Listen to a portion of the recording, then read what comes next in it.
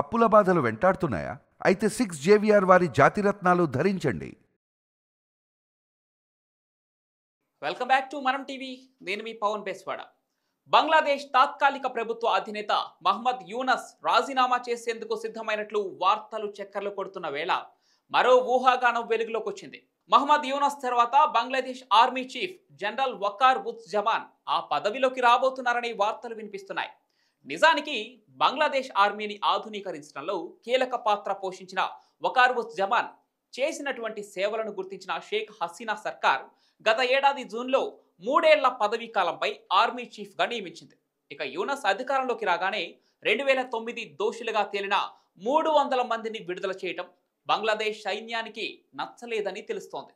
అదీ కాక బంగ్లాదేశ్ ఎన్నికలు నిర్వహించడం ఆలస్యం కావటం మహ్మద్ యూనస్కు వకార్ ఉజ్ జమాన్కు మధ్య విభేదాలు తారాస్థాయికి చేరుకున్నాయి. ఈ నేపథ్యంలోనే అతి త్వరలోనే అధికారిక మార్పు ఖాయమని సూచనలు కనిపిస్తున్నాయి. ఇక ఈ వకార్ ఉజ్ జమాన్ బంగ్లాదేశ్ మాజీ ప్రధాని షేక్ హసీనాకు చుట్టం కావటం గమనార్హం.